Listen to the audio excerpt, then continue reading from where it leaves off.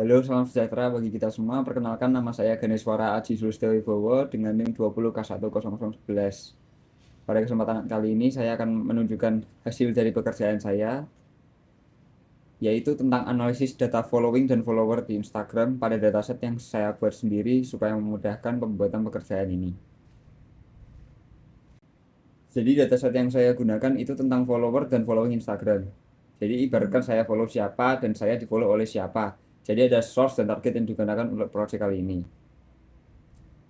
Yang pertama kita import dulu Pandas dan NetworkX.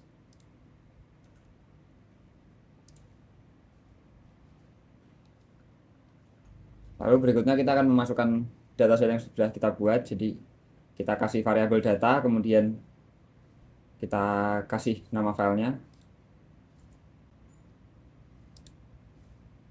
Ini dataset yang sudah saya buat, ada 40 data.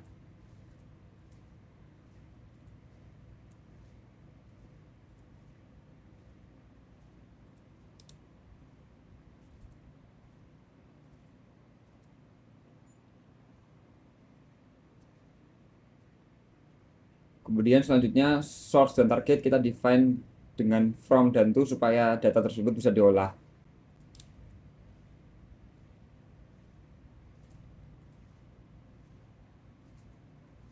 Setelah itu kita akan define type-nya yaitu my graph. Kemudian untuk NX info itu menunjukkan berapa banyak jumlah nodes dan jumlah edge pada data tersebut.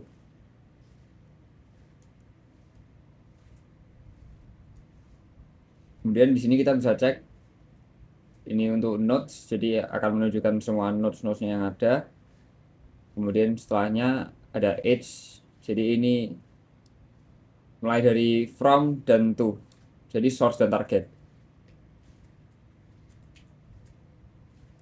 Kemudian untuk visualization kita import dulu matplotlib untuk memvisualisasikan datanya.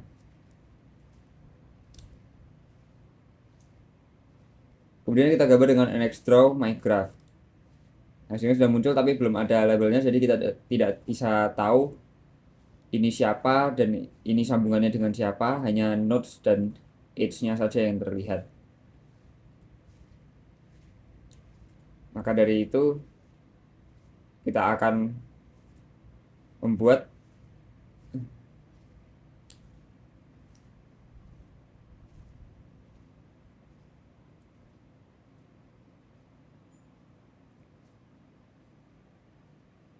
setelah itu kita akan run code selanjutnya yang berisikan with labels true supaya ada labelsnya. Dan di sini bisa dilihat ada siapa dan siapa yang terkoneksi dengan node-node lain. Kemudian karena ini tulisannya warnanya hitam dan node-nya warnanya biru, kita bisa ganti warna ke Y itu yellow. Begini jadi lebih terlihat ada apa aja.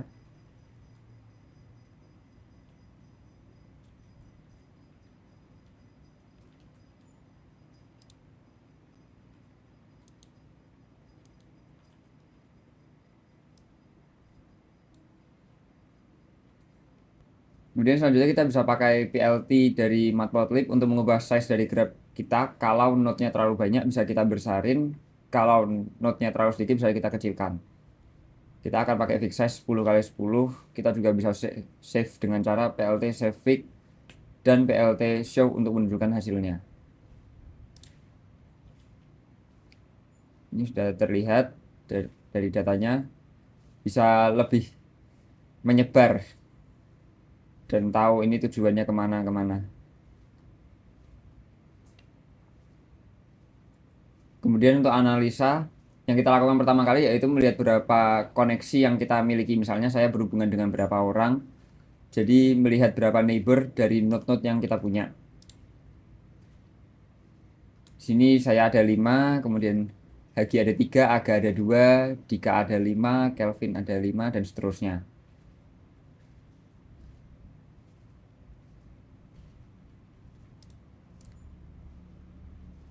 Kemudian ini dari data head, jadi hanya melihatkan data pertama ya.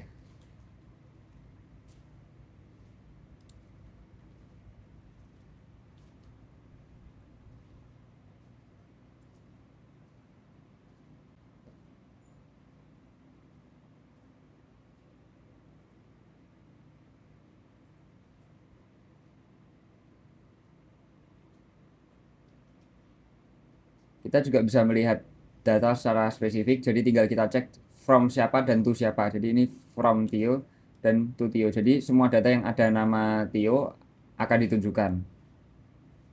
Jadi ini ada from Tio, kemudian ada yang to Tio. Jadi yang to itu yang dia memfollow Tio, dan Tio kalau dari yang from-nya Tio itu berarti Tio ngefollow siapa gitu.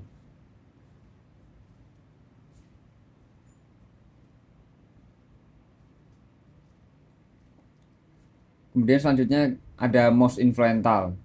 Jadi kita menggunakan NX degree centrality. Jadi jika di dalam graph berada di tengah, maka bisa disebut sebagai orang yang paling influential atau paling terkenal atau paling dikenal sama orang-orang. Ini sudah keluar hasilnya, tapi ini belum di sorting. Jadi selanjutnya kita akan sorting.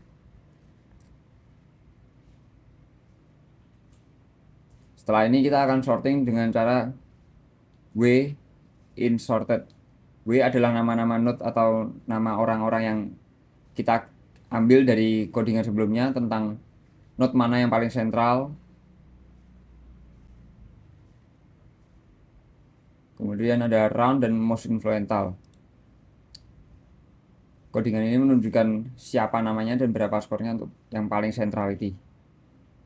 Jadi ini yang paling influential ini adalah Maria dengan angka yang tertinggi 0,32. Kemudian untuk most important ini adalah data yang digunakan untuk melihat siapa yang paling important dalam data tersebut. Jadi siapa yang paling banyak di follow dan siapa yang paling banyak follow orang. Ini bisa dilakukan dengan cara eigenvector centrality. Lalu kita looping. Ini yang paling banyak masih Maria. Kemudian di bawahnya ada Andre.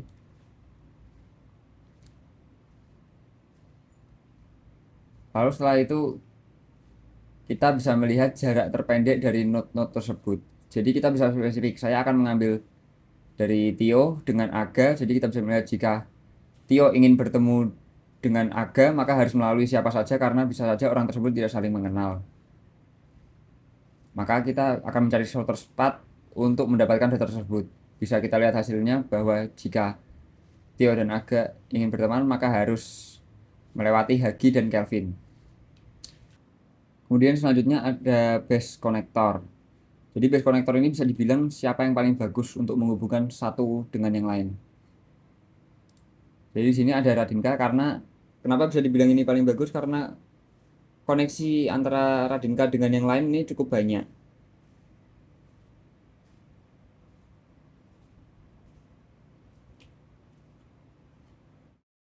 Jadi bisa dilihat kalau di sini Radinka dia ada bisa connect ke Stella, kemudian via Grace, Andre, Axel dan lain-lain. Jadi dia yang paling banyak bisa menyambungkan dengan orang lain dan orang lain juga berpengaruh ke node-node lain juga.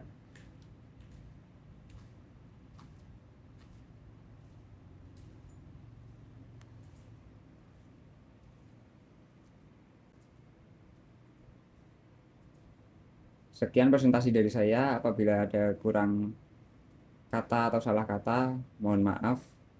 Sekian dan terima kasih.